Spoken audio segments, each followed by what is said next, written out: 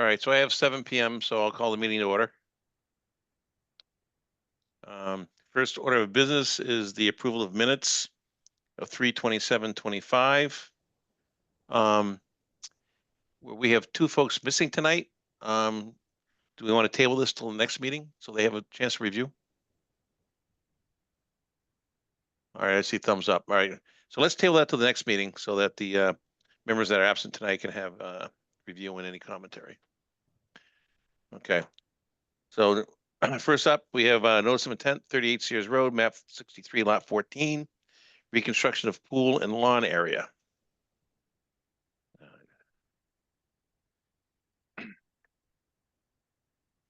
In accordance with the Wetlands Protection Act, Mass General Laws, Chapter 131, Section 40, and the Southborough Wetlands Bylaw, the Southborough Conservation Commission will conduct a continued public hearing on Thursday, April 10, 2025, at 7 p.m. By a virtual Zoom meeting. The commission will consider notice of intent for a project located at 38 Sears Road, map 63, lot 14, for the applicant Michael DePinto. The project description in the reconstruction of the pool and lawn area. We have Bruce Ringwell here representing the applicant. Okay.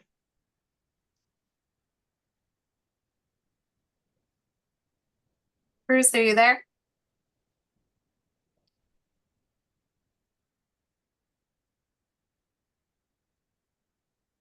Maybe.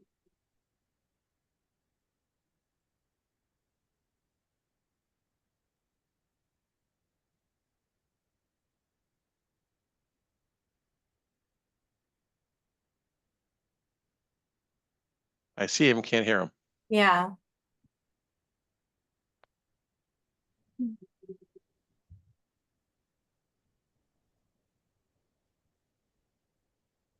Hello. There you are. Sorry about that. The camera got unplugged and the mic. I'm reaching around and putting different plugs in. I got the right one finally. Good evening. Since our last hearing, I think we went through a number of things that your consultant had reviewed. We made the changes to the plan and the narrative as requested. We've gotten a DEP number. I received comments this afternoon or this afternoon that your consultant had reviewed it. Most of them were fine. I don't know if you want me to just read the ones that they said or you want them to read it. I don't know what you'd like to do. So they came in this afternoon. I have not had a chance to review them. Let's take a few minutes and let's see if we can get on the same page. Well, if you want to go down through, basically the first several are no comment. The third one was talking about the material that some time ago had been removed from the tennis court and was in the edge of the wetlands. They had made a recommendation before that it be removed by hand, and they asked that the commission make that as a condition. I have no problem with that. The top of the slope. Oh, there was some trees cut. I was able to find that they were an evergreen. I believe they were pines, and that they had storm damage, and the applicant had taken them down or had them removed. That's all I was able to get on that. No further comment. Comment of a broken drainage pipe. The contractor that's going to be doing the work has been to the site twice and has not been able to locate the drainage pipe.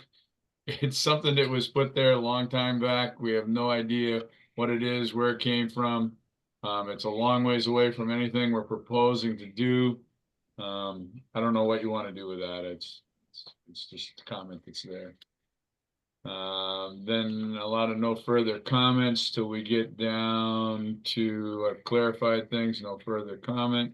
No further comment. You know, made adjustments. All the way down to D at the end of the third page, where they made note that a plant that has been on the list from the get-go at the very bottom is a non-native plant to Massachusetts. I was provided this plant list by the landscape architecture firm, not the landscape contractor, the landscape architecture firm that's working on the project. They listed it as native. I looked it up. I agree. It's not native to Massachusetts. It's native to southern, southeastern US. I think from Carolina or North Carolina down. If you want to have it stricken or make a condition not to use that plant, I'm fine with that. I really do not want to make the change. Had your consultant raise this issue the first time around, I would have had it stricken from the plan. And then the last thing they say is we got a DEP number. And that's it. Okay, thank you. Our consultant from Lucas Environmental, Joe, do you have any additional commentary? No, I think that covered it pretty well. The broken drainage pipe, it is far away from where any work is proposed, but it does discharge near the top of the slope above the wetland. But you So- found it, right? Yeah, they I think they found the pipe, but they just can't find where it's coming from. It's Oh, way- okay. No, the site contractors that are going to be doing the work, you made reference to his name, Michael DePinto from Doug Curtis Landscaping. He's been out there twice. He can't even find the broken pipe. So all he had was the description that you put in your report, and he's been unable to locate it. Okay, there are photos that were submitted with the report that do show that that pipe. I don't know if I've not seen a photo of it, but again, Yeah, right. I don't know. typically when I see these things in the field, I point it out to the commission if they are within the buffer zone and if they're discharging near a wetland. So that's why that was brought up. I'm Do we assuming. know if it was permitted when the road was constructed? Does it come off of the private drive? Was it part of an initial? No, I don't, my guess would be it's probably more like a foundation drain or roof drain, kind of an outlet. But from where you mentioned it's a long ways away from the house. It's a fair ways away from the house, yes. Yeah, you wouldn't go a long ways away from the house to do that. You would take the straightest route to the So then down the slope. question is it possibly coming from something from the pool? I don't know. So that's, Pool is all the way in the opposite end of the property, sir. well, Sounds like this is why we're asking to figure out where it's coming from and going, where it's coming from. If we go back to his letter of where he said it was at, he said it was up near the end of the beginning of the flags up by the tennis court, which is off the end of the turnaround of the private driveway, which I'll gladly show you if you want me to share a plan. It's a long, long ways away from what we're doing. And I'm not sure it's, worth, quabbling over, honestly. It's just that it's there and it would be good to know where it's coming from. I have one at my house that's a foundation drain and it outlets a long ways away from my house. A long ways. If you found it in the field, you would not think it was coming from my house. It's a long ways. Just saying. So, is it outletting into the buffer zone, Joe? yes, Is there anything flowing out of it? not that I saw. Okay. May- And that may was I recently share here in my the plan? spring with the high water table. Pardon me? It was recently here in the spring with high water table. Yeah, I was out there doing for a high water table and it was not discharging at that point. Yeah, okay. So I'm, in my humble opinion, I'm not sure it's, worth a whole lot of consideration for this application.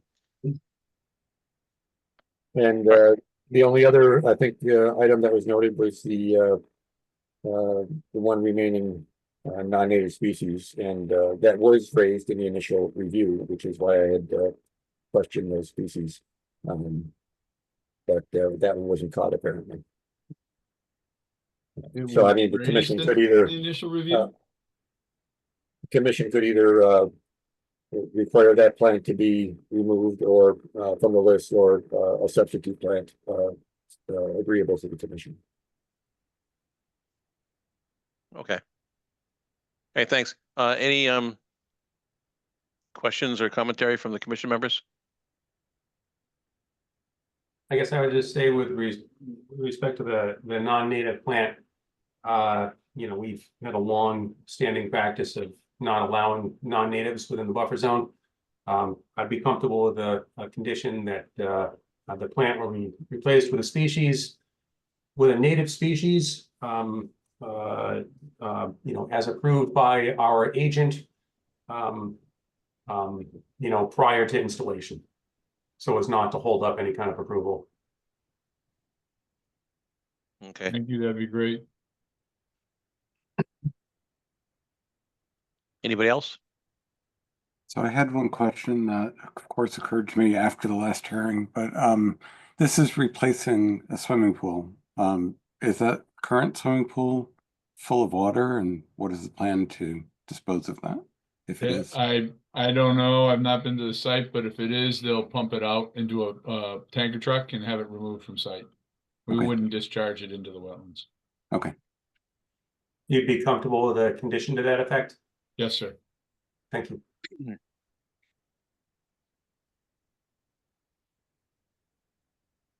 Anybody else? Anything?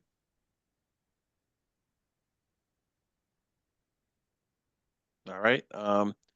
Anybody from the public have any questions with regard to this application? Raise your hands and we'll let you in. No hands raised. No hands raised. Okay. So I think at this point we can close the hearing. I think we have everything we need. So I'm looking for a motion to close this hearing. So moved. Is there a second? Second, Okay, all in favor? Barrington, Yes. Barbary Glavsky, yes. Smith, Yes. Hasamato. Yes. Thank you very much for All your right, thank you. time. Okay, have a good And, evening. I'll make certain that they get a plant list over to Laura and Linda and get it to them. Thank you. I think what we're gonna end up doing is conditioning the, putting a condition in, as Mrs. Smith mentioned earlier, of making sure that that plan is off the list. Yeah. Sounds fine. Not a problem. In Melissa's absence, I think we should write it, you know, subject to the approval of our agent, but Melissa's absent, so maybe Laura, when this comes up, you could coordinate with Joe just to make sure, just to confirm that it's a native species. Yes. You got it. Thank you very much. thank Have you. a great night, folks. Good night. You as well. All right, next up is 7:10 PM stormwater management permit, 48 Main Street, map 53, lot 11. So we do not have a quorum tonight for this hearing. The applicant's been notified, Laura? Yes, Okay, and we're pushing this off to next hearing, which is May 1st. yes. Okay. This is not a continued hearing, I don't believe. Oh, it is. It's- Oh, it is, okay. All right, so I should open it and continue it, and then, okay. So in accordance with the provision of the South Road Stormwater and Erosion Control Bylaws, South Road Town Code, Chapter 151, the South Road Conservation Commission will conduct a continued public hearing on Thursday, April 10, 2025 at 7:10 PM by a virtual Zoom meeting. The commission will consider a stormwater management permit for a project located at 48 Main Street, map 53, lot 11 for the applicant Fay School. The project description is a construction of a building addition. So unfortunately, we don't have a quorum tonight for this, where Jenna Barbary Klofsky has to recuse herself from this hearing. So we'll need a motion to continue to May 1st. I'll make the motion. Okay, here's a second. Second. Okay, all in favor? Barrington, Yes. Smith, Yes. Hasamato. Yes. All right, our next public hearing is at 7:20. So let's see, other business that we can take care of in the meantime. We have 6 minutes, so So we have a request for certificate of compliance, St. Mark's dorm, Mhm. stormwater management permit, FY 20-2. Yep. And I have Um, Kevin here from St. Mark's if you wanted to do that. yeah, are we still waiting for some response from Fuss and O'Neill on this? So I sent it over and I haven't heard anything in response.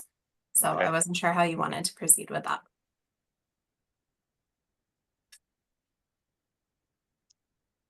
Um,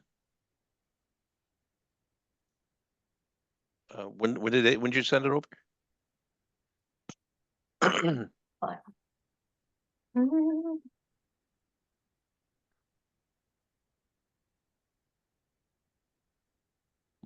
Like roughly. April 1st. Oh. That's what's 10 days ago. You've not heard a peep? Nothing. Nothing. Crickets. Okay. Mhm. There's a lot of crickets out there. Or peepers. Yeah. So the only thing that I recall with respect to the stormwater, there was an issue with respect to the stormwater going into the wrong manhole or something like that. Yeah. Do you remember that? I did. That was over on School Street. Yeah. Yes. I think that has been resolved. I think it has as well. So I see an attendee has raised their hand. So let them in. Let's have a quick discussion around that. Yeah. Bring them over.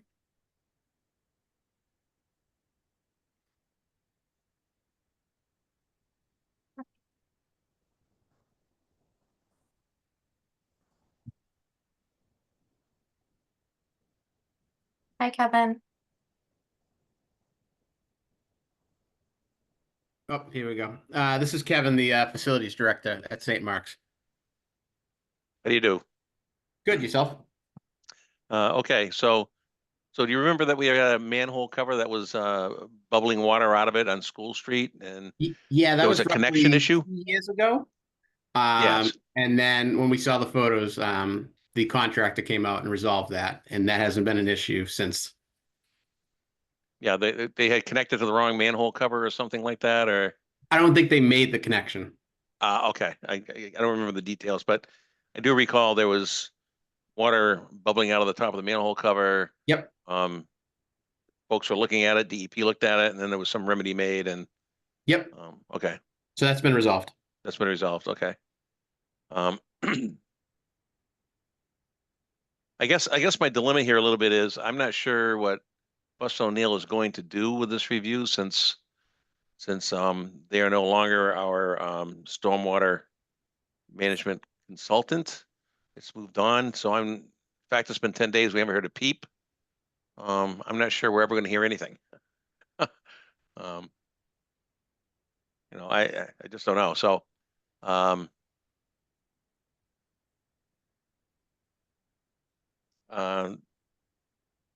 so other commission members, any idea here? We worked through this quite a bit. I think the last time we spoke about it was gosh, was it December? I think so. Yeah, it's sometime right around then. The outstanding issues were fairly minor. I too share the concern about Fuss and O'Neill. They're supposed to be, covering projects that they started on, but they are clearly backing away. With the resolution of the one primary issue, and no other issues like, establishing ground cover and erosion controls and all that, I feel comfortable with the issuance myself.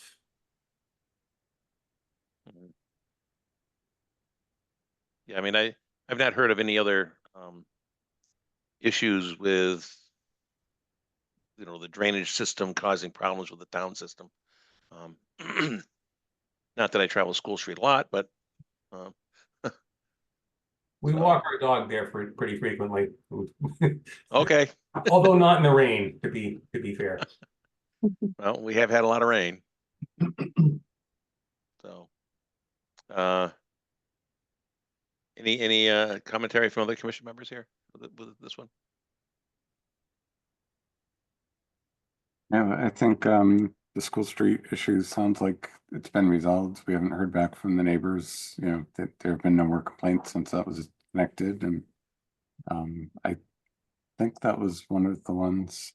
Looks like some of the other things that were highlighted, like, you know, manhole covers being buried and stuff, those have been taken care of, so it seems like, you know, we're there for me, from my perspective. All right, well, so based on that, let's go ahead and issue a certificate of compliance for the stormwater management permit. I'm not hearing of any other outstanding issues that we need to have St. Mark's go off and fetch rocks for, so. So I'm entertaining a motion to issue the closeout for the certificate of compliance for the stormwater management permit for St. Mark's. So moved. So moved. Second, Second, okay, all in favor? Barrington, yes. Barber, Glavsky, Yes. Smith, Yes. Pasamato. Yes.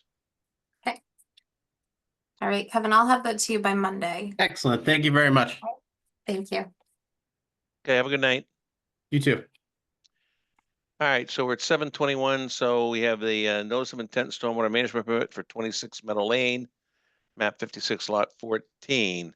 In accordance with the Wetlands Protection Act, Mass General Laws, Chapter 131, Section 40, the Southborough Wetlands Bylaw, and the provisions of the Southborough Stormwater and Erosion Control Bylaw, the Southborough Town Code, Chapter 154, the Southborough Conservation Commission conduct a continued public hearing on Thursday, April 10, 2025 at 7:20 p.m. by a virtual Zoom meeting. The commission will consider a notice of intent and stormwater management permit for a project located at 26 Meadow Lane, map 56 lot 14 for the applicant William Putri. The project description is the construction of a flexible development with 3 single-family units and 1 duplex unit. Okay. So I have the property owner here, Bill. I do not see Peter. I don't know if he's running a little late. Bill, do you have any information? I can try and text Peter as we're sitting here and see how that works. And see if I can let me see if I can get him while we're waiting. Give me 1 second.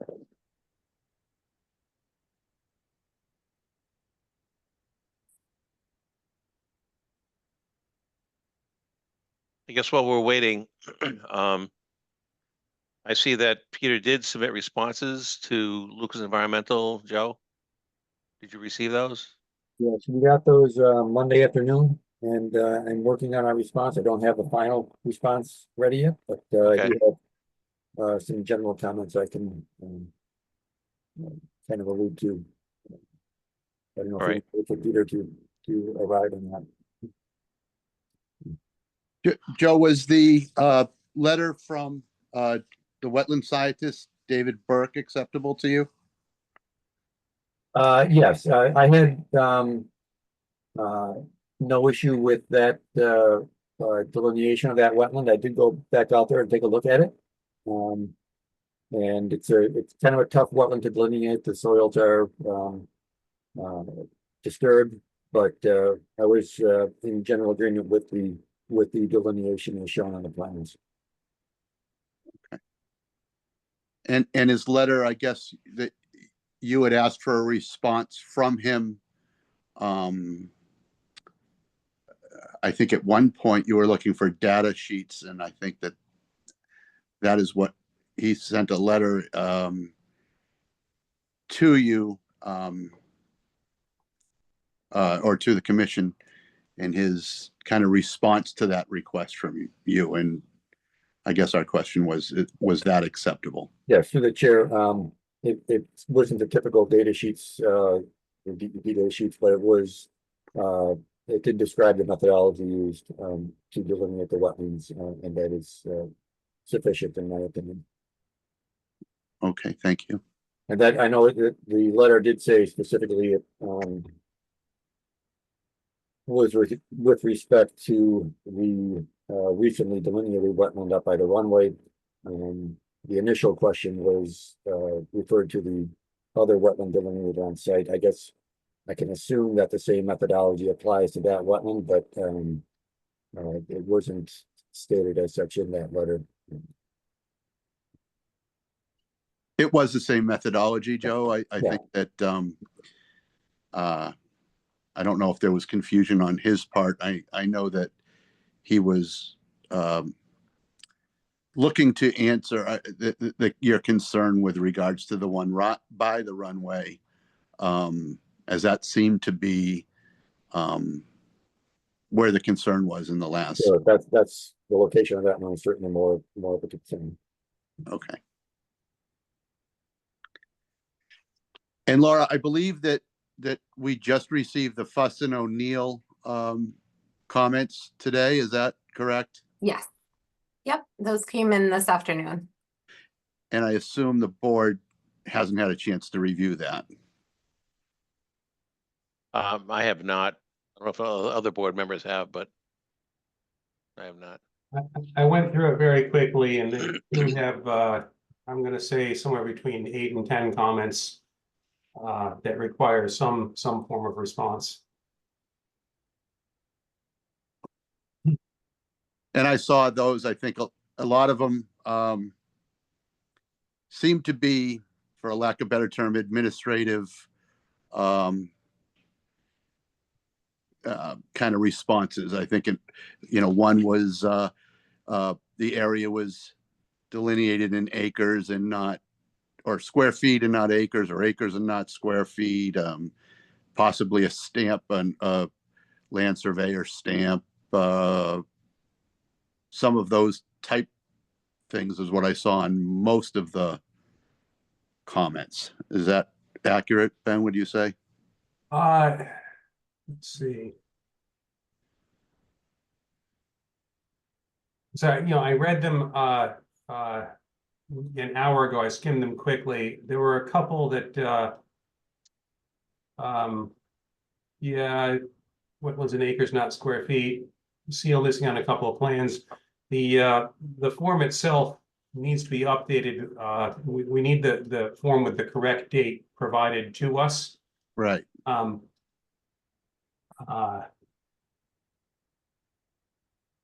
Yeah, I think what might be appropriate is our hope tonight was to just kind of make sure that we were on the right page with Joe and his group. And where we just got those today and you haven't had a chance to review them, maybe it makes sense for us to just clean up the things that need to be cleaned up with the hope of a continuation to the next meeting, at which point we'd probably be in good shape for a vote at that point. Yeah, I would tend to agree with that, given the fact that we just received, responses to LE in the last couple of days. Fuss and O'Neill came in this afternoon, Right. to give you and your engineering firm time to analyze those and respond as appropriate. I think that that's perfectly acceptable and warranted. Okay. Through the chair, if I can just give a heads up on a couple of items that we will be recommending additional information on. Okay. Oh, sure. Yeah, please do. So some of the buffer zones are still not shown on the plan. There's a buffer zone from the previously delineated wetland C that was described as far as it was in an as-built that was done for the previous project that happened for the septic system. And that wetland casts an additional buffer zone onto the site that is still not shown on the plans. And we would also be recommending some additional detail, which I will spell out in our comments regarding the proposed wetland replication area. Okay. And Joe, you'd be getting something to that effect to Peter maybe within the next week or so. Is that fair? Yes, it's almost ready to go. It should be within the next, if not tomorrow, then probably first thing early next week. Wonderful. And I think that that gives him plenty of time to answer those concerns. and those of Fuss and O'Neill for our next meeting. And for what it's worth, I finally dug up my notes when I had skimmed through this. And the one thing that really jumped out at me is there's still don't have an O&M plan on the drainage system. And this is something that we can't really condition. That's sort of a showstopper, but it's something Peter can put together very quickly, I'm sure. Yeah, we'll make sure that that's done. Was there anything else, Ben, that really jumped out at you? That was the big thing that jumped out at me. And again, I didn't do a detailed review of the comments. I just wanted to make sure I was sort of up to speed for the meeting and jotted a couple of quick notes. But I'm confident Peter will be able to respond to all of this for the next meeting and put us in a position to vote. Okay, I appreciate that. I think the one that jumped out at me was that we're still not at the 2-to-1 replication guideline, so we'll have to figure out that as well. Either a waiver or some kind of other mitigation. Mark, I do have Thanks. Peter just jumped in if you want me to bring him over. I'm sorry, what'd you say? Peter just joined. If you would like me to bring Oh, him he's over. too late now. I'll bring him over. All right. He's just loading in.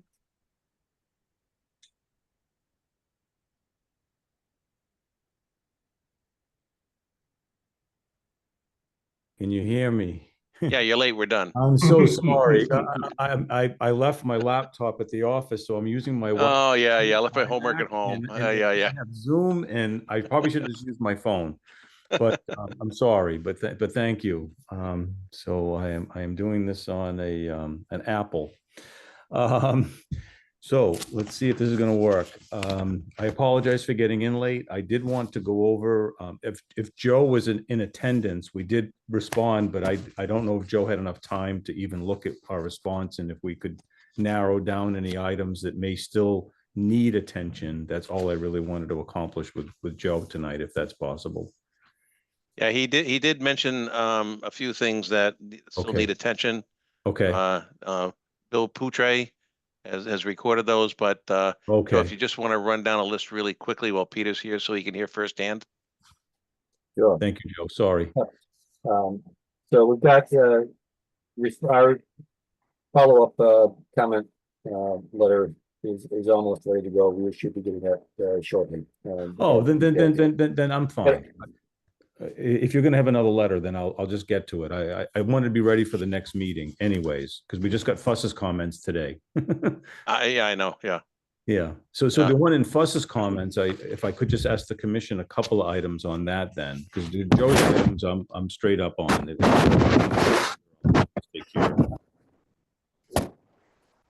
Fuss's comments, there was for an emergency response plan. I mean, we have some provisions in there in our SWEP and in our operations plan, but I just don't see this project rising to some other level that needs something separate from what we would customarily put in there for contact information and fire department. Those emergency response numbers, they're all in there. But if the commission would like something very separate from this, I'd be glad to do it. I think he kind of tossed it back to you folks. There's a ton of background noise. I don't know if anybody else is getting it. Yeah. From my computer? I don't know where it's coming from, but it sounds like papers or something rustling over a microphone. That's like papers That's it. and microphone. Yeah. Okay, I'll stop that. I'm going to shut the door too. And I missed a whole bunch of what you said. Okay, I apologize. Who's your buddy behind you there? Curious George. That's my great. You can see that. Oh, God. Oh yeah. I don't know how many meetings I've had with that there. He's a holdover from when my kids were little, and he's still here. Do you sleep with it? Oh, the cat's out of the bag. Oh, well. That's what I get for rustling pages. All right, I'll try to get my composure. So it was item number 5. It was an emergency response plan. We have our normal contacts for emergencies, fire department, police, that sort of thing in our forms. I just don't know if you're looking for something very specific going forward with these, you know, on a plan.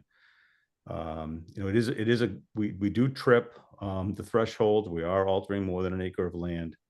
I don't see this being a complicated project, but at the same time, if there's something specific you would like to have in here or have some sort of training, education, references, we can put that together.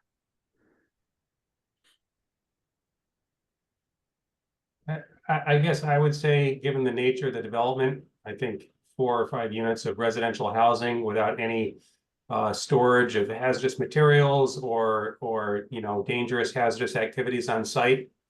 I'm comfortable with just, you know, reference to the, you know, the event of a hazardous release, contact the fire department, and that kind of thing. Right. The thing that jumped out at me, Peter, was just the O&M plan. Yes. That's something we can't just condition that. That's got, you know, we need to actually get an O&M plan. I thought there was one submitted, Ben, and I apologize if that's not there. Zach's put together a lot of this project, and Sure. we have plenty of them. So Oh, yeah, it's not a heavy lift, you know, I'm sure. yeah, I don't on know the why shelf, it wouldn't have been part of this, but I know Mr. Black is kind of coming into this after Amy's done a lot of review, and if he didn't see it, then, you know, it's incumbent on us to provide it. I do know we did meet the TSS requirements because we do have treatment units. I'm not sure about the nitrogen, because there's nothing in there specifically to really address that, other than the fact that, you know, we are removing a lot of asphalt with this project that probably should never have been there to begin with. I think I've said that a few times. So I know we're doing a lot of positive things to just look at that 40% phosphorus. I'm not sure. Maybe our rain garden would be achieving some reductions with that. So I'll look into it and see if there's any sort of request we need to make with that. And correct me if I'm wrong, I'm going on memory here. Don't you have quite a long discharge path through a grassed swale? Is that correct?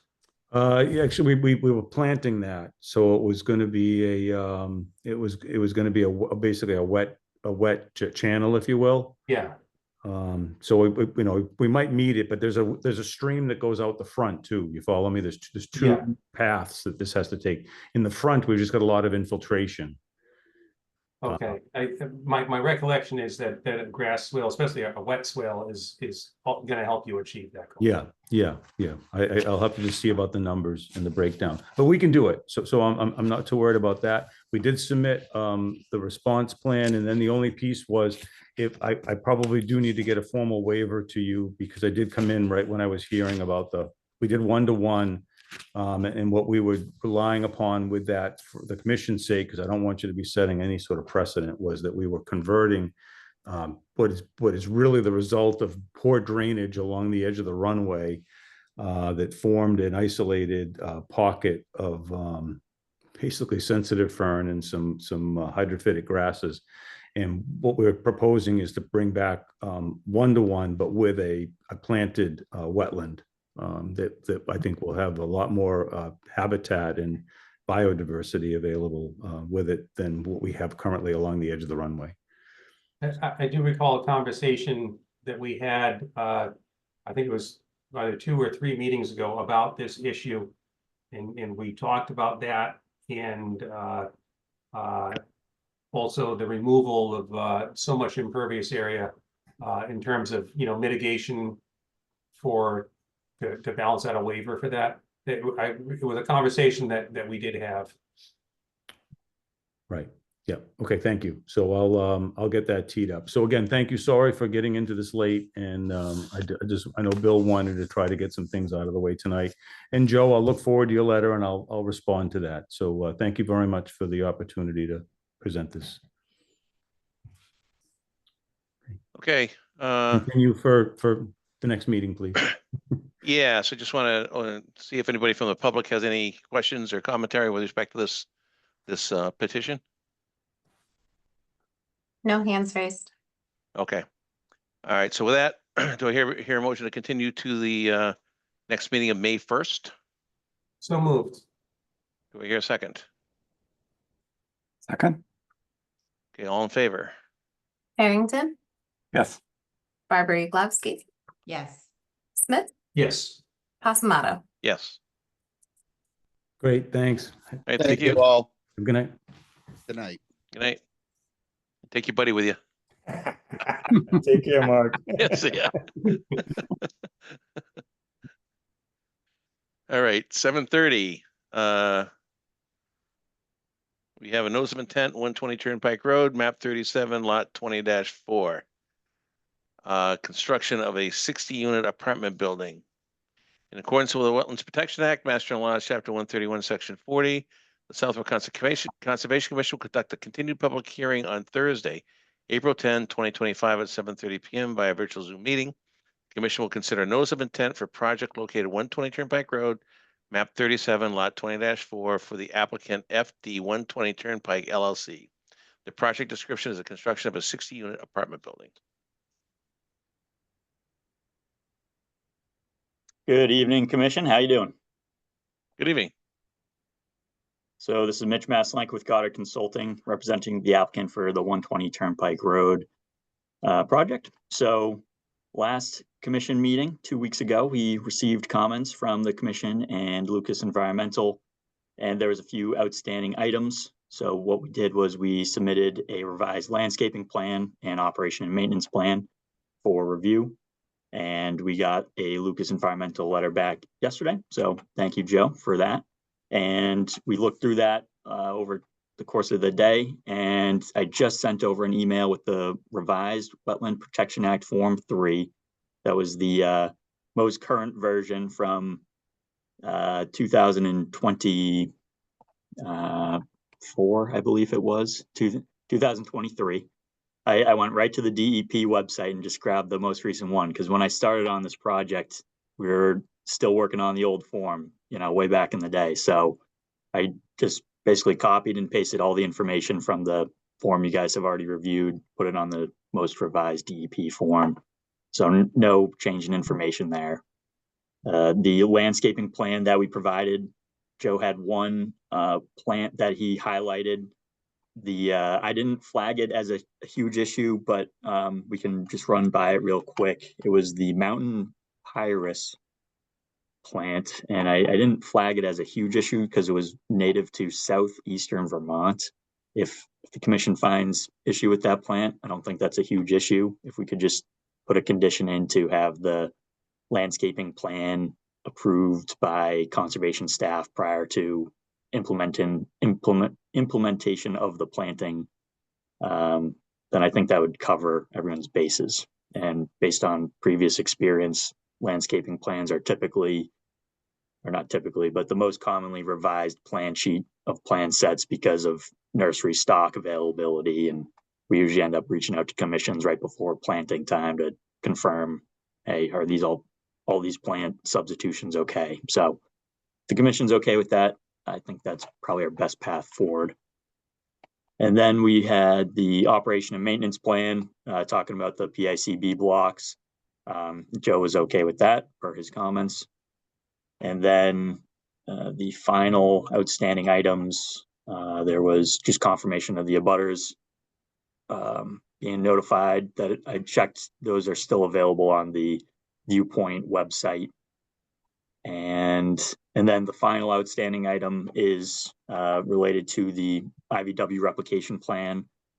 There was a cross section on one of the plan sheets, and the cross section detailed that we had 12 inches of compost loam being placed in there. And Joe was thinking it would be good to have the elevation shown on there.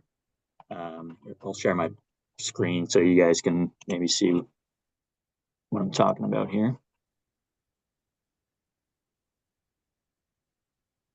So on this plan sheet, we've got this cross section here, and Joe was saying it'd be good if there was an elevation shown here and an elevation shown here, basically.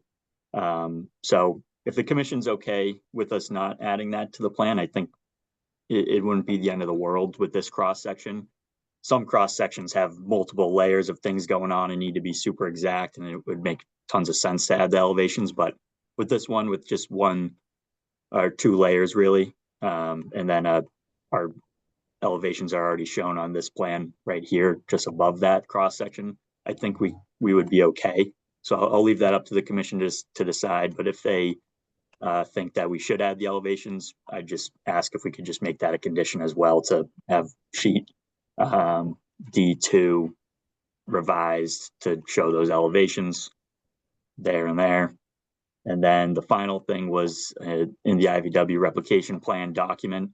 Joe had mentioned that due to the high presence of invasive species in the area that we not reutilize the soils.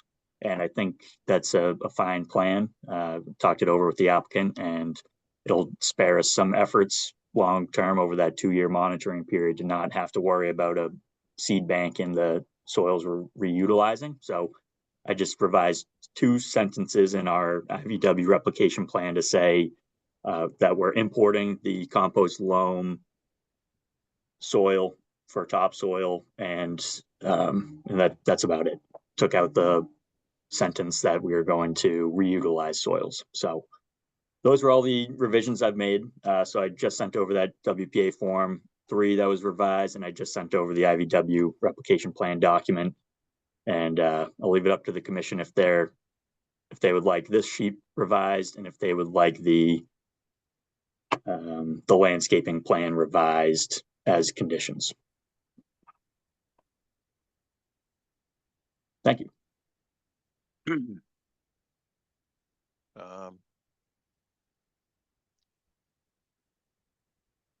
To our consultant, Joe, any comments here?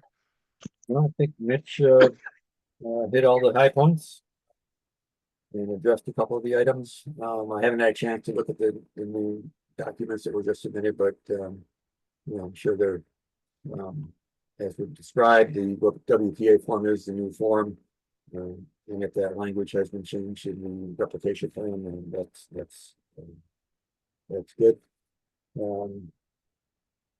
I don't think I have anything else outstanding that wasn't mentioned by Mitch. So the commission can discuss the items that he had brought up. All right, any comments, questions from the commission? I guess I would just say with regard to the plantings, we spoke with another applicant this evening, talking about conditioning the final planting plan to be subject to the approval of our agent. And in Melissa's absence, of course, that would be Laura and Joe could coordinate. I would be absolutely comfortable with that. The revision of the replication plan to add at least one elevation, to each profile. I would be comfortable with conditioning that. But again, I would like that to be subject to a review by our agent, or again, in this case, by Laura and Joe together. I would feel comfortable with those 2 things. The one, just a process question. The 6.2 acre land transfer to the town. It's possible no one here knows the mechanics of that, but if we voted to close hearings this evening and issue an order of conditions and stormwater management permit, we still would have to vote on the acceptance of that property. Is that correct? And continue that discussion? Yeah, so that would come up. My understanding is that it would come up when they do the conveyance of the property. Okay, yeah, because I think there are some discussions that need to take place about that. But in terms of the NOI and the SMP, just as one member, I think we might be in a position to do that tonight. So with that, Ben,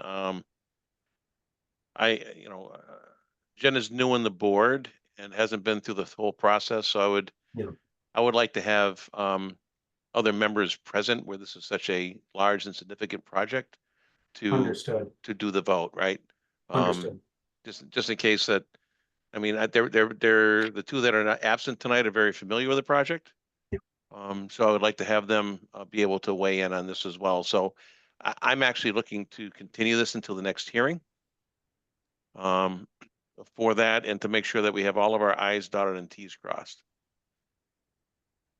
That would give us an opportunity to have the plans actually revised with Correct. the correct profiles on the replication areas.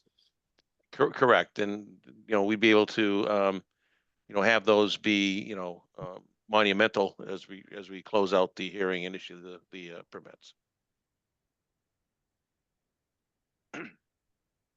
If the rest of the board's in agreement with me, that's my suggestion. That makes perfect sense to me. Yeah, Makes okay. perfect sense. And both Melinda and Liz have been actively involved in the process, and I'm glad you mentioned that. It's appropriate for them to be able to speak before we vote. Yeah, and for whatever reason, this meeting was 2 weeks since our last one, so it Right. caught a bunch of us by surprise. So we struggled to get a quorum for tonight so that we could move things forward. So anyways, So could I just maybe counter that, Mark, just respectfully, just because I think the applicant is really hoping for an approval tonight. We believe we've addressed all the comments as best we Yeah. can, and seems like we have Joe's blessing and generally the commission's blessing. And I do realize, we want to be respectful to the other commission members too.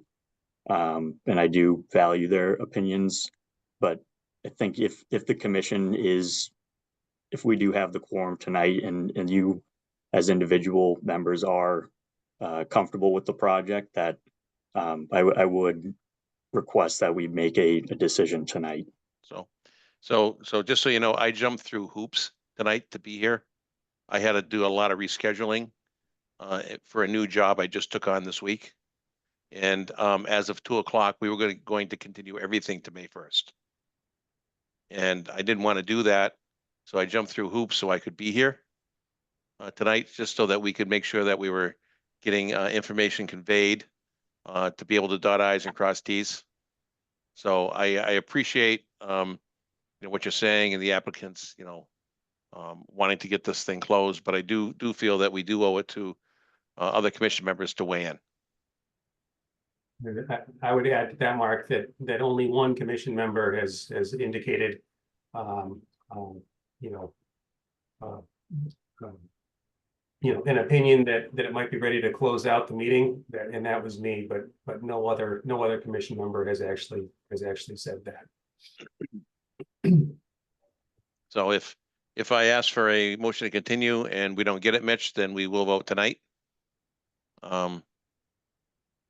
So, it's not just me, it's, the commission that sits here before you, but this project has been, in front of us for quite some time. I'm not sure these 3 weeks make or break it. With that said, I do want to open it to the public to see if there's any opinions and questions from the public. There is a hand raised. Joyce, you should be able to speak.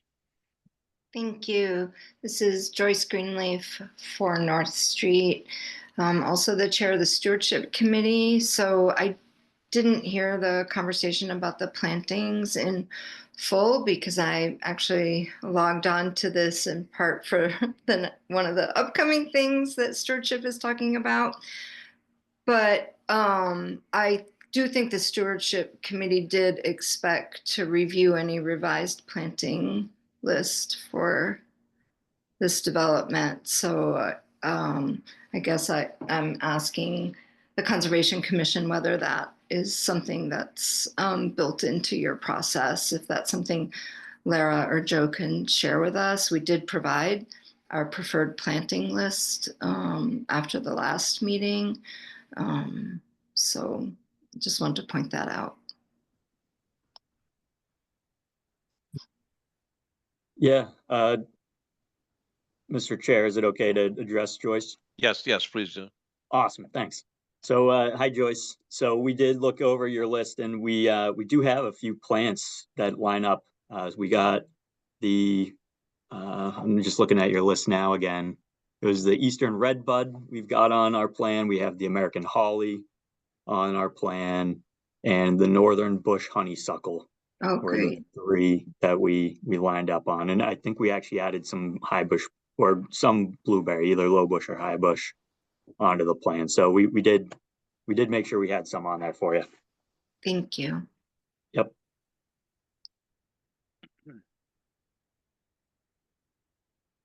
So again, I think it's still prudent to make sure we have I's dotted and T's crossed with respect to this. It is a a substantial project. It's not rebuilding a swimming pool. I would be looking for a continuance to May 1st so that other commission members can review, stewardship can review with respect to the updated plans and so forth. That would be what I'd be looking for a motion. If there's a different motion out there, I will entertain that as well. So moved. Continuance? Yes, please. Okay. So it's been moved as a continuance to the May 1st date. Second, I'll second. have a second. All right, all in favor? Arrington, Yes. Barbara Iglovsky, Yes. Smith, Yes. Pasamato. Yes. And what I'm hearing is that I think that at this point, the next hearing we'll be able to wrap this up and close the hearing and be able to issue the orders. So I think that we just have a couple of I's to dot and T's to cross, so we should be over the finish line. Great. Appreciate it. Good luck on the new job, Mark. Thank you for being here tonight. Thank you, Commission, for being here tonight. Thank you, Laura, for your assistance with the admin, and Joe, thank you for your letter. So looking forward to the May meeting. Thank you. Okay, thanks. Have a good night. Okay, that's the end of our public hearings. We took care of St. Mark's certificate of compliance. We have the emergency certification for the water main leak between Lynbrook Road and Route 30. I guess that was caused by some sort of locating the water main and poking a hole in it. Yeah. So we have Bill Whoops. Cundiff, DPW director here, so he can speak to it in more Okay. technical terms than I can. Laura, you're very sure you could have handled it. But good evening, Bill Cundiff, Town of Southborough DPW Director. I wanted to let the commission know what happened, how we got there, and where we are now. So there is a water main that comes down off of Route 30, goes south towards Lynbrook Road, parallel with Fort 95. There's an easement there for the water main. We're in the process of working with Par Corp to redesign that section of pipe and replace it as part of our ongoing maintenance. Well, during their investigation, they had a number of probes that they were doing to determine soil material. And one of the probes did hit the pipe. And so we had an emergency situation. That happened on April 1st.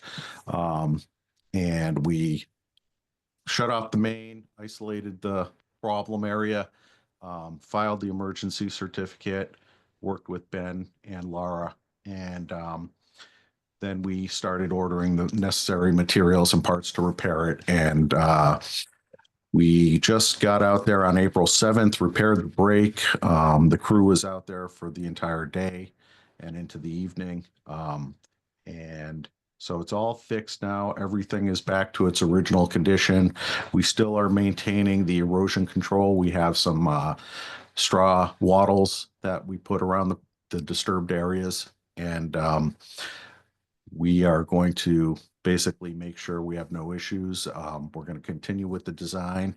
What we'd like to do is file jointly with our project filing when that comes, to basically address the entire thing at one time. So it happened on April Fool's Day. Go It figure. did. No joke. No joke. So, okay, so basically, at this point, the repair work's all been done. Right, so the only thing that would take place moving forward would be when Par Corporation wants to come in and replace the pipe in its entirety, require a notice of intent at that point, That's correct. right? So the emergency certification is like come and gone at this point. Well, it's still out there. You'll sign it and we'll close it out when we make the filing for the project. I lost you. Sorry. Lost your audio. Okay. Sometimes I have. Huh. No? Still gone. Now? I think I just heard you. Did your headset battery? Can you hear me now? Barely. Barely, yes. Okay. Here we go. You're back. All right. So the plan is to continue with the design. The area's secure and stable. Continue with the design. We filed for the emergency certification. Have that signed tonight, and basically close it out when we make the filing for the full NOI. Yeah, that sounds right. Yep. So I think for the emergency cert, we just need a vote to approve it. So do I hear a motion to, approve the emergency certification for the water main break? Yeah, and before making the motion, I'll just say that I did a drive-by today, and they did a great job getting erosion controls out there to protect the area while doing the repair, and the area looks great. Looked like they were out there perhaps staking out the easement today.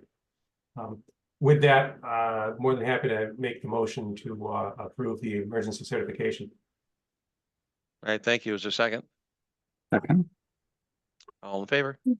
Barrington, Yes. Barbara Yaglowski, Yes. Smith, Yes. Pasamato. Mark, did you say yes? I did say yes. Can you hear me? Okay. Yes, I can now. I just didn't hear you say yes. All right.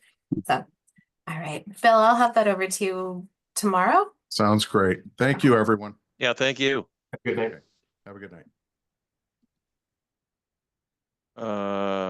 Okay. I guess the next thing up is restoration plan for Breakneck Hill. I believe a discussion was held with their name just the contractor. PRC Just- or strategic? There you go. I just drew a blank. Wow. Yeah, and so we're looking at approximately 333K. Yes, so I to crush got, boulders and stuff. yeah, I had asked Strategic to put together a cost as based on the information that they had. So that 33,000 is without the cover crop recommendation from stewardship. They're still pricing that out. So it might change a little bit. I don't think it's going to be anything drastic. But that includes all the crushing of the boulders and everything like that. So it should come in that ballpark. Is that still within the budget? Yes. Okay, it is. All right. Yep. And they're going to add the seed ask to that as well. Yeah, so that number that they gave me includes a placeholder seed. So they priced it out. Let me see if I can pull it up. They priced it out based on the seed mix that they had originally put in the restoration plan. So it was the upland mix and the wetland mix. they didn't seem to think that it would be a big change in cost to convert to the annual rye that Yeah, stewardship recommended. So. And then just before I forget too, we had talked about the fence lease. So I got numbers on that. So if we want to keep the fence up, it'll be $8,400 for a year. We could do 6 months or we could do a year. If we do 6 months and then decide we need an additional 6 months, it'll actually cost more than that 8,400, but I wasn't sure how long you guys really needed it. So even though they don't have to do anything else except extend the lease. yeah, so it's the fence company. Yeah, I know. Yeah, but it does include removal, so there's that. Oh, there's that. Okay. All right. So I see a couple stewardship folks here. I don't know if they want to say anything about this, but it sounds like we've taken their recommendation. We've included it with their estimation process and waiting information back. So I'm just bringing Joyce and Freddie over. With the cover crop recommendation, there was a recommendation on hydro seeding and how to plant it. I read it very quickly, but it wasn't just the seed mix, it was how to kind of recommendation as well. Mhm. So. Okay. So Joyce and Freddie are here. If you have any questions for them. I don't really have any questions. I'm glad we got the recommendation from them, and we've been able to include it with the restoration plan that's being estimated, and waiting for them to respond. Yeah, and we would, this is Joyce Greenleaf from Stewardship. We would like to present to you very briefly the preliminary plan. So Freddie is prepared to step through that And what's that plan? for the restoration. And then that's been submitted to the contractor, correct? To the, we submitted our preliminary plan to the Conservation Commission, which is an outline. They have the, and we submitted the seed mix to you all that Lara was just referencing. Okay, so For what would replace the annual rye when it comes time to that, I think. Is that correct, Troy?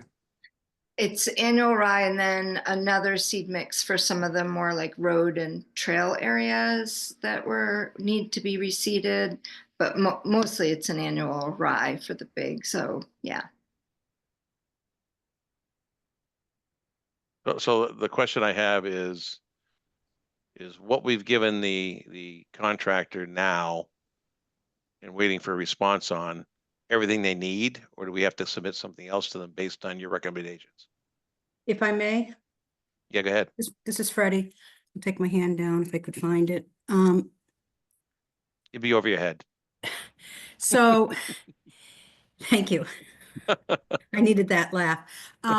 There's two things going on here. We worked with our consultant and a couple of things came in after we sent the first recommendation. And we've got a new updated one, but one of the issues is where the road comes in after the culvert from the parking lot area, right at the beginning where it encroached on wetlands. That would not be a cover crop. We would suggest they would use that section they would use the original wetland mix that they had from New England wetland plants. Because we're not going to manage that small section, which is a wetland already, if that makes sense. It does. And then where the road is going to be, some of it would revert to native plantings, but some of it's going to be a trail. So we had our expert make recommendations on that, and that was added to our newest that I just was sent out seed recommendations, because that would be a non-native grass, but you want one it's slower growing, but so we don't have to mow it as often as a trail, and you want it to be thick and be able to handle traffic. But that will also that will also require,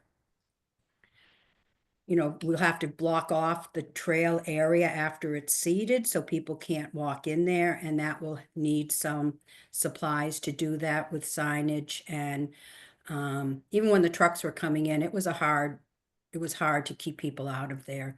And when you have the new seeding down, you don't want people and their dogs tearing it up before it comes in.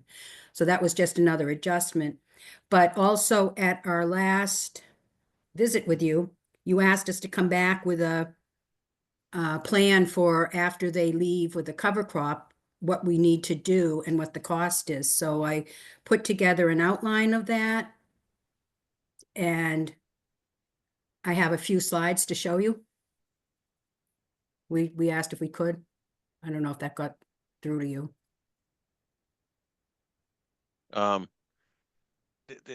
The question I have is that what the contractor currently has and is going to get back to us with a updated estimate. Do they have everything from us now, or do we have to give them more information? I'm not clear on that. There's a piece more of information which is not part of the bid document, but well, there's a couple of things that part of the bid document that we want to be sure that the road is where the road is taken out. Where they already took a section out that went through the meadow, you can see a change in the grading. They scooped up some of the soil, so that's got to be restored appropriately. I don't know if that's in their fine print of the plans. It wasn't anywhere I saw. And also that we have not come to any agreement on what's happening with the meadow restoration, defining the area. We had a few pictures to show you, before and after.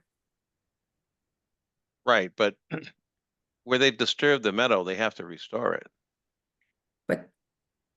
But the stewards believe that's up to the Conservation Commission to make those requirements. And if you don't know how do you do that if you don't have some idea of what the damage was? Well, certainly you can show us, but the contractor has a responsibility of covering their rut tracks that they make or whatever, when they leave. They can't just, leave a mess and depart. That's not acceptable. But go ahead, show us. I need you to bear with me for 1 minute. I need permission to share my screen, and I'm not really great at this, so I'm going to do my best. Do I have permission to share my screen? You do, yeah. And what do I do now? I click on the program I want to open. Are you seeing? So click on your slides and then click share. Where is share? It should be the green arrow at the bottom of your screen in Zoom. Right next to where you clicked raise hand. Okay. Can you see it now? Not yet. No farm dump showing up? No, I see Freddie Gillespie. Your name. So I don't know how to get to. Is the share button green, Freddie? It's blue now. Oh, it's coming. Oh, there we go. You're coming. Now are There you we go. seeing it? Yes. Okay, so sorry, I'm just not that good at this. It'll take me 1 minute from beginning. So you're seeing farm dump now. Yes. Some of this comes into play because I don't know that you've been there, and it goes into play on what the unknowns are for us to give you a price, because that's what we were asked to do at the last meeting, I believe. So if you haven't seen it, this is some of the land.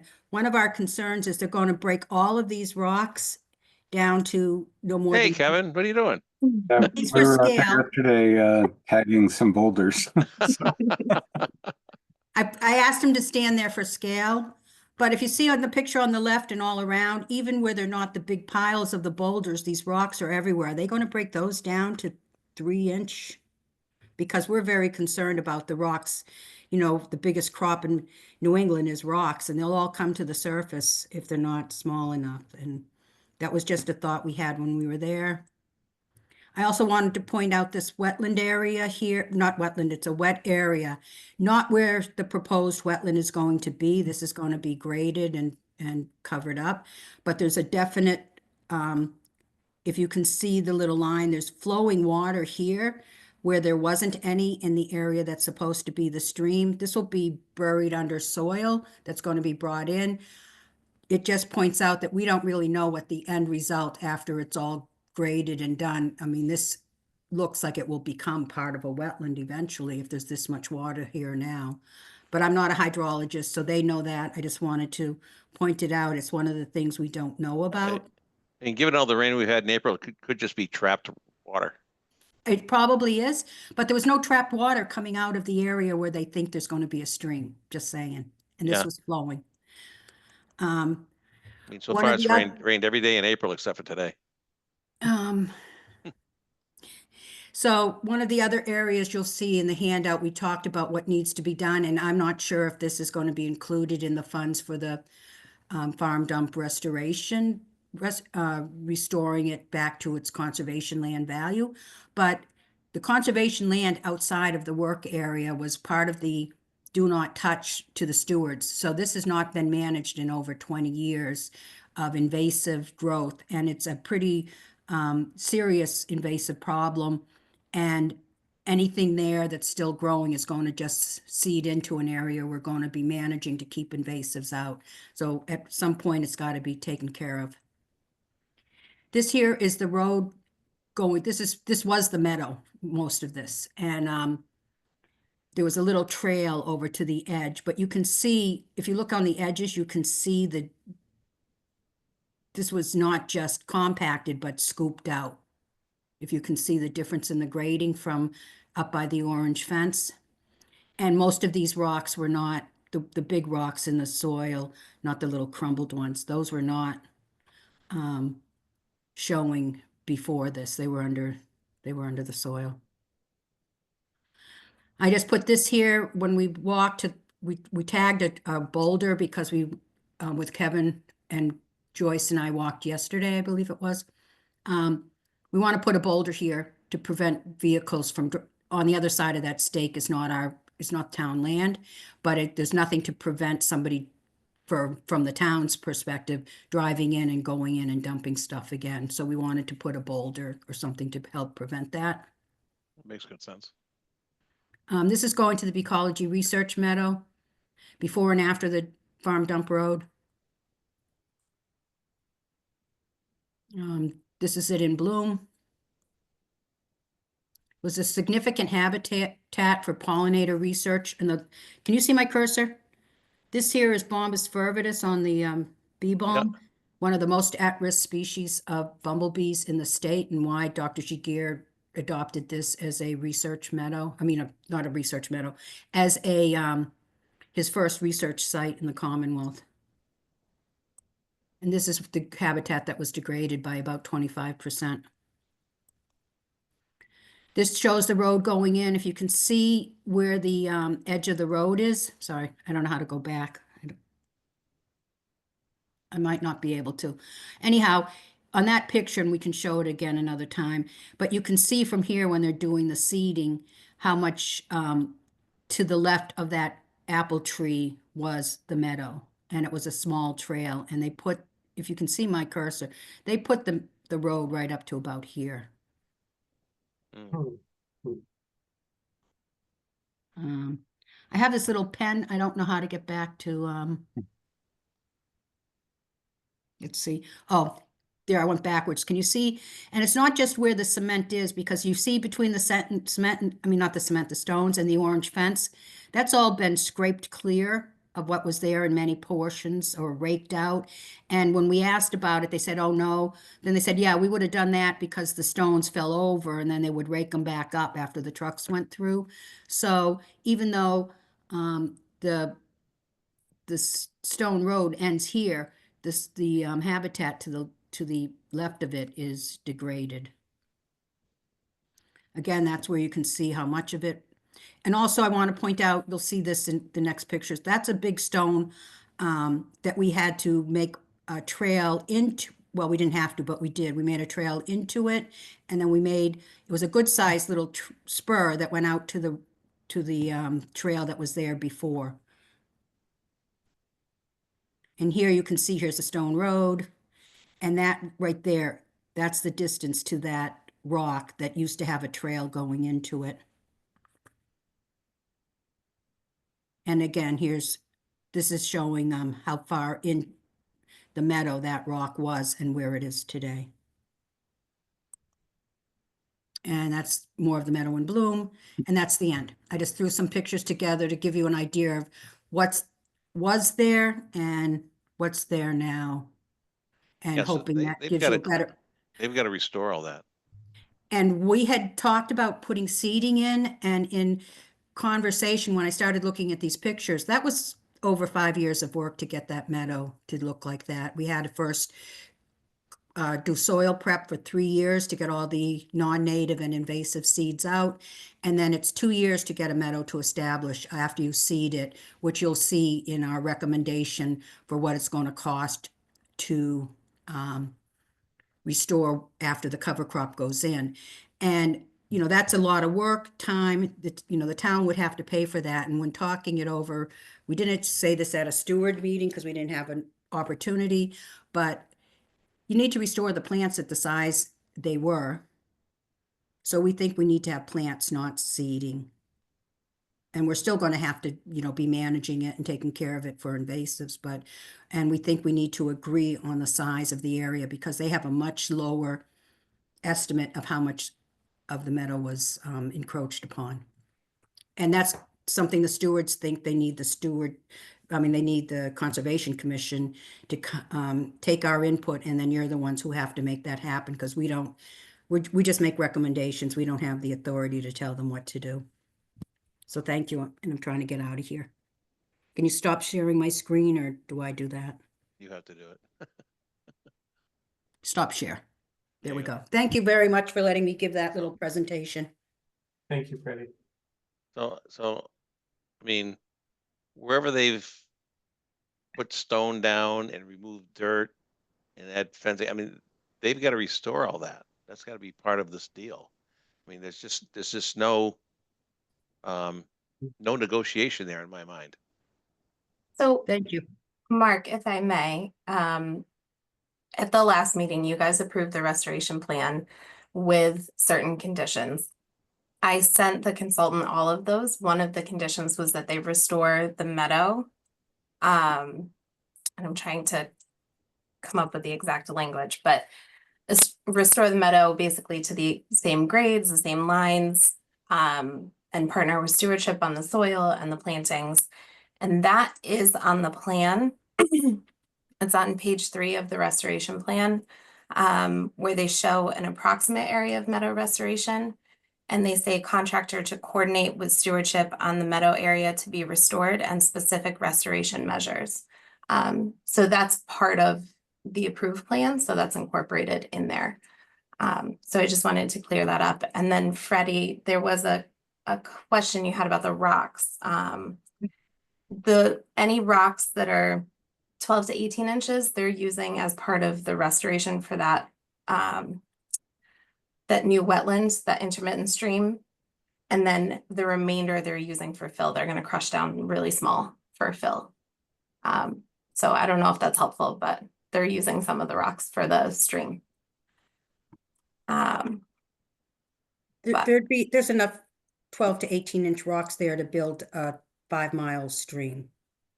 I mean, I might be exaggerating, but there's an awful lot of larger, small rocks. Yeah, I don't think there's any intention to haul any rocks offsite. I think everything else is supposed to be crushed, is my understanding. If I may, what I tried to show in the picture is there are these rocks spread throughout the ground, throughout the whole acre.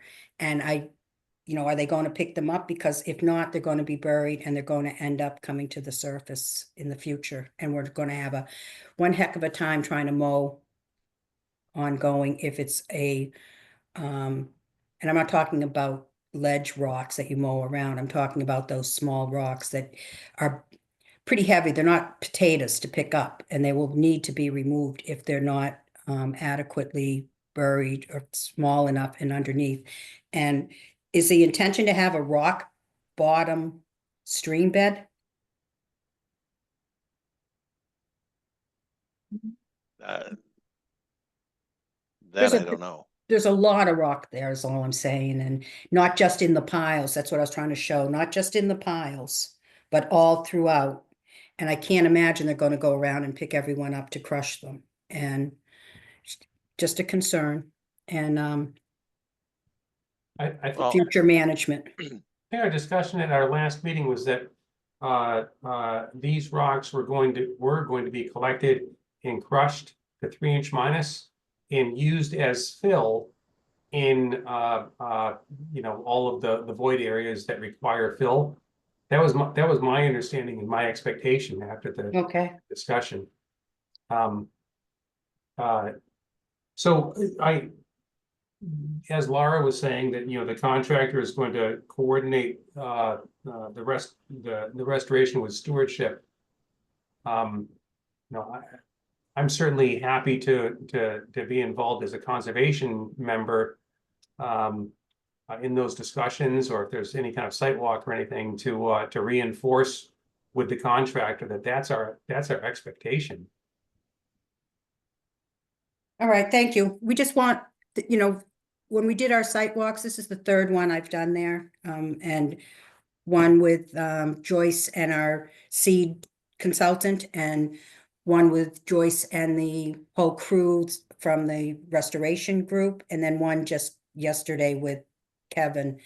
And we, I just wanted to give you an overview of what we're seeing in case there's any questions in the future. You'll have that information of existing conditions, and particularly there was some pushback on the size of the meadow, and what you see on the plan is nowhere near the extent of what was destroyed. And that was the reason for the pictures of the stone, which is a benchmark. Yeah, so what I'm hearing is that the restoration contractor is going to consult stewardship with respect to the meadow restoration, with respect to size of that. And thank you, Ben, for offering, and that's all I have. I just, thank you for letting us show the pictures. I think Sure. it's helpful to see what's there. Just, I see that you have your hand up, but I'm just want to say one last thing. It might be helpful for us to, would it be helpful, does the commission think it would be helpful for us to send a letter to the contractor just detailing our understanding that the restoration of the meadow area will involve restoring all disturbed land to the original lines and grades and planting condition, you know, present before the disturbance. By planting condition, I mean like removing rocks and gravel that have been placed, restoring it with topsoil, and doing the initial plantings that stewardship's going to undertake. You know, it sounds like a pretty big job of you know, nurturing and maintaining in the coming years. But we're not undertaking the planting, they are. Exactly. Okay. It's after the planting. My understanding is, especially with the reuse of a lot of the topsoil serves as sort of a seed store for a lot of invasives. And there's an expectation that before the new plantings really take hold, you know, invasives are going to kind of, you know, be rearing their heads, and it's going to take, you know, stewardship has taken on a large task here to manage all of that. So I want to make sure that we do what we can to make sure that it doesn't become totally unmanageable for you. Thank you, Ben. If I may say one final thing, is that we considered that when we talked about seeding, which then you have to mow that for a season. It could be 2 years, and it just seemed, let's get the plants at the right size, and it's a smaller area that we could manage the invasives that come in than on an acre. I mean, it's not going to be, and I estimated it could be as much as 4,200 square feet. 40, I mean, there was, but I think Joyce just sent it out. I did a rough draft of what types of work we're going to need to do after the cover crop is in. And also stated that until that is done, we won't have any idea of how to cost it out, because there was a question about how much this is going to cost. But I did speak to 3 different well-respected restoration professionals, and they all came up within the same ballpark, and they think you should set aside 150K for it. And I know that sounds like a lot, but when you think of a fence around the commons, 110,000, and this is 3 years or more.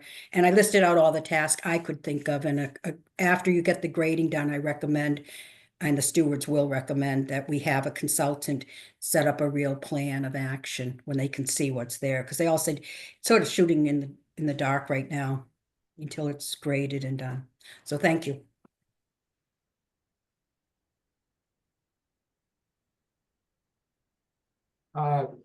See, Mark's video was off. Joyce, you've had your hand up for a while. Oh, yeah, I just thank you.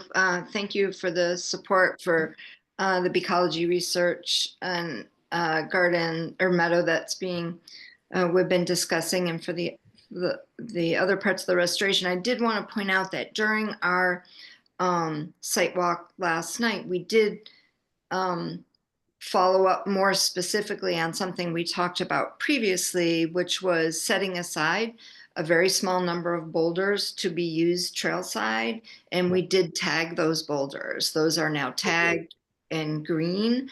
And one could be used as that barrier for that non-town kind of access from Breakneck Hill, and the others we would have in mind where they would go. So those are all tagged. So that those specifics wouldn't have been in our original recommendations because we didn't really know what was possible.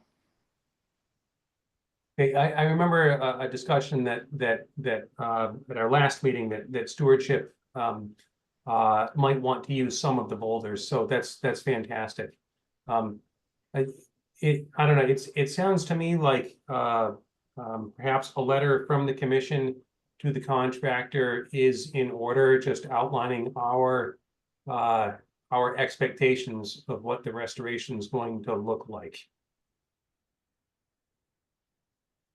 You know, sort of as discussed here this evening. Thank you. Lara, where are they in the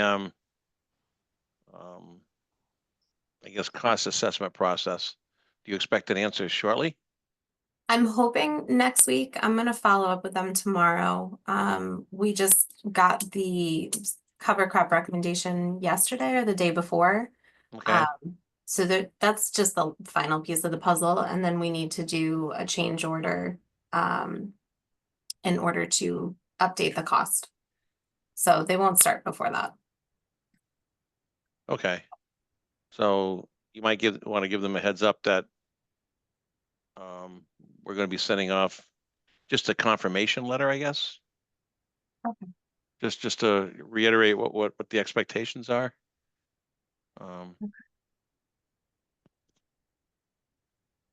So that both sides are clear.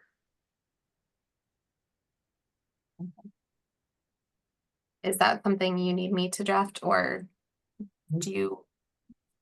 I'm happy to do whatever you want. So I'd be happy to help out with it, Laura. You know, certainly as a second set of eyes and yeah. okay. Okay. Ben, do you want to take a stab at it and send it over to Lara, or do you want Lara to take a stab at it and you? I know, Laura, I know you've got so much on your plate. Will you have time to put together sort of a draft of it based on tonight's discussion? Yeah, I can do that. Thank you so much. And I will, you know, absolutely be available, you know, to answer any questions, and also as a second set of eyes and to help with the editing and so forth. Okay. So do you guys mind just giving me like bullet points just so I make sure I have everything incorporated, and then I'll draft it? I can start working on that tomorrow. So my understanding that the main points are that it's the commission's expectations that the boulders not otherwise marked for preservation, the boulders and rocks not otherwise marked for preservation are to be crushed to 3-inch minus size and used as fill material.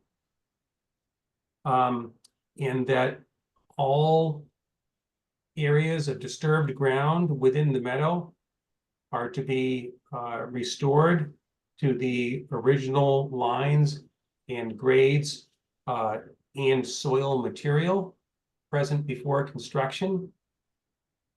And that plantings are to take place as discussed with stewardship with regard to species selection and plant size. I think those are the really important points. Is it helpful that they called out the boulders and rocks being crushed within the construction notes on the plan? You know, actually, a reference like in the letter, boulders to, you know, not otherwise reserved, you know, by stewardship to be crushed as, you know, as depicted on the plan set. Okay. I thank you. That's a great idea. Okay. Happy to do it. May I make one final comment through the chair? Sure, your hands over your head again. Okay, I'm going to lower it. I just want to be sure, I know I said it before, but we sent a revised cover crop seed recommendation from our seed expert because we hadn't addressed the path going in and that had been missed getting sent out to you. Just so that's an additional. And he also made some recommendations of where you can get the seed, if that, not that he has to, but that could be helpful if they needed to know where that type of seed was able to be purchased. But I just want to be sure, Lara, I think Joyce just sent it out. Okay, I'm looking at my email now. Yeah. So Okay. you didn't have the benefit of seeing that before, and neither did the commission. So anyhow, thank you. I'll get that over to them first thing in the morning.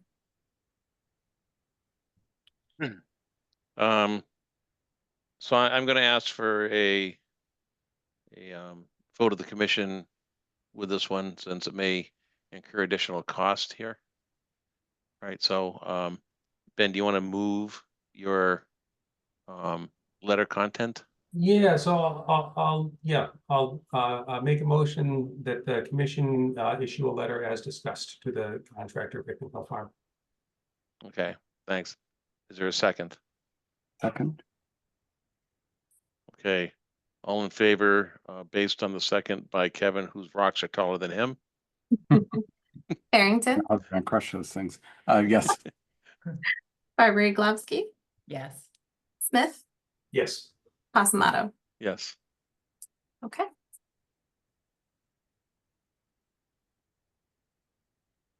Okay, let me see, we have a, back my notes here.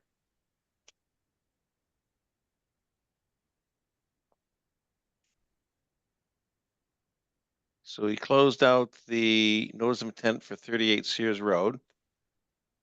So we can issue a order of conditions for that one.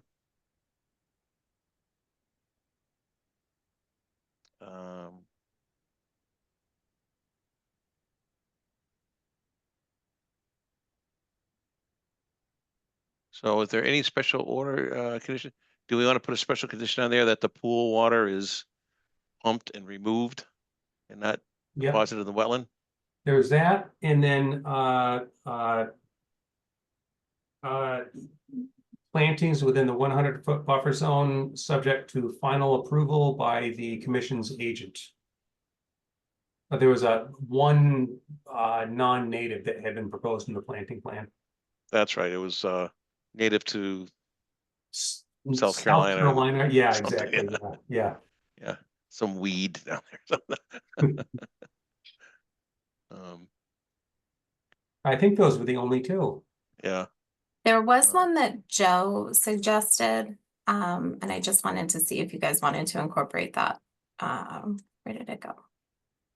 About the court material from the tennis court. Oh, And removal.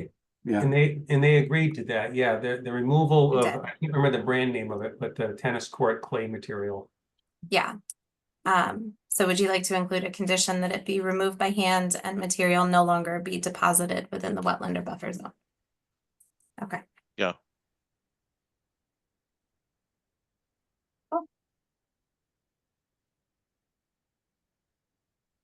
Okay, so it's a standard order plus those.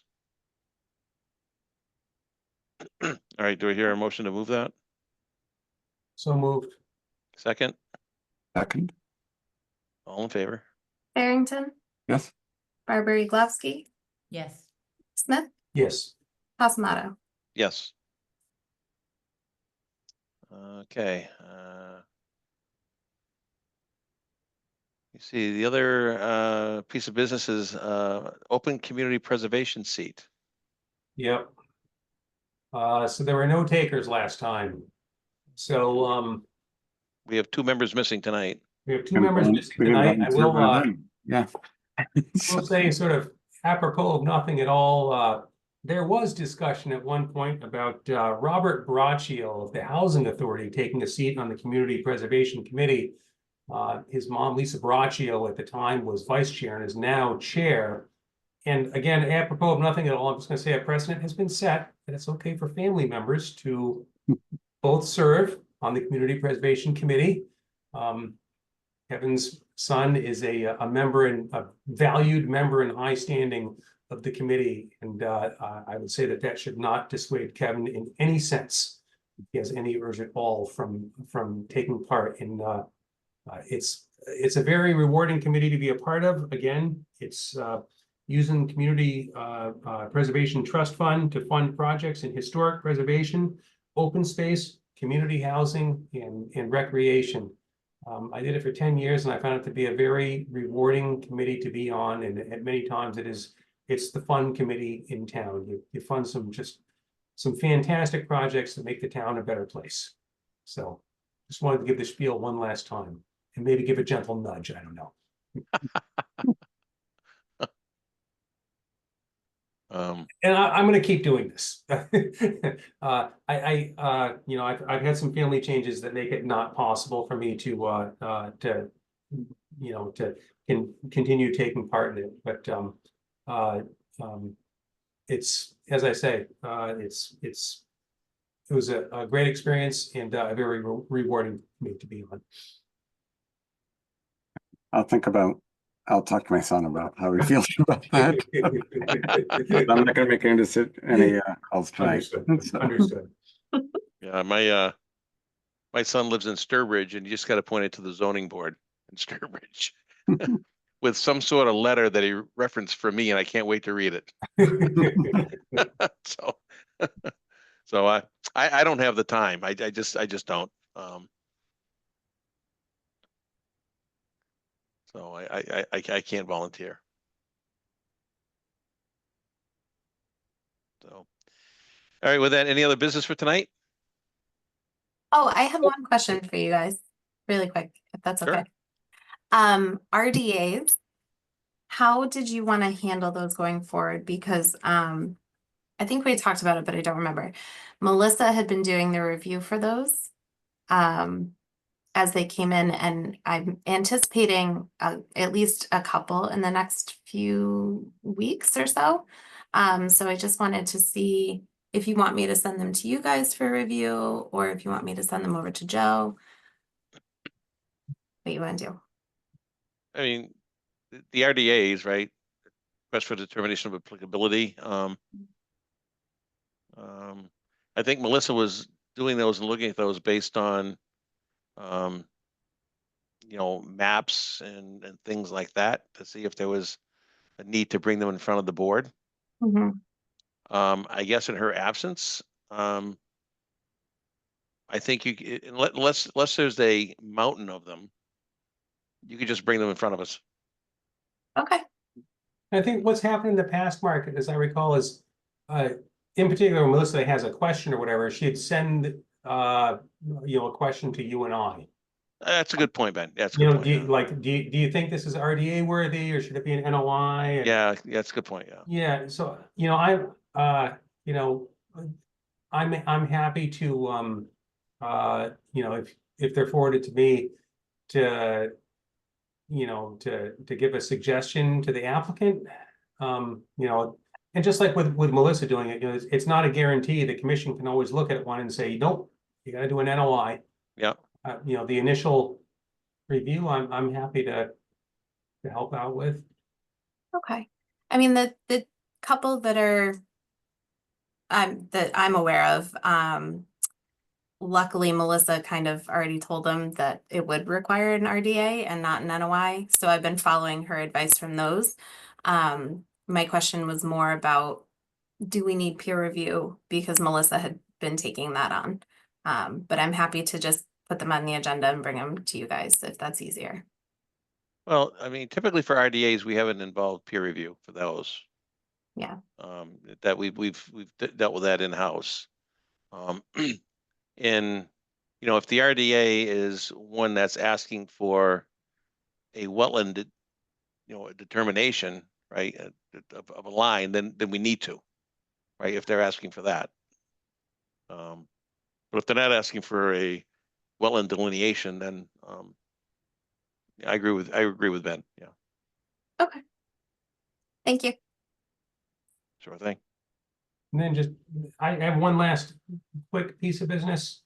I know we can't discuss this in any great detail, what with executive session and so forth, but I went out to do a site visit this morning of 200 Southfield Road, where there's been an ongoing violation for, a number of years now at this point. I was asked to just take a look and see if any effort has been made to resolve the violation. And my observation is no effort has been made to resolve the violation. And I can't say this for sure, but based on my review of the documents that we have, it appears that even possibly some more brush has been dumped towards, into the wetland, and more materials may be being stored within the 100-foot buffer zone. But certainly no effort at all has been made towards towards resolving the enforcement order that was issued some time ago. So just as an update. Thanks. Yeah. Okay. Anything else for tonight? No? Okay, do I hear a motion to adjourn? So moved. Is there a second? Second, All in favor? Barrington, yes. Barbary Glavsky, Yes. Smith, Yes. Pasamato. Yes. All right, guys. Thank you. All right, thanks, everybody. Have a good Good night. evening. Good Night. Stay dry this weekend. night.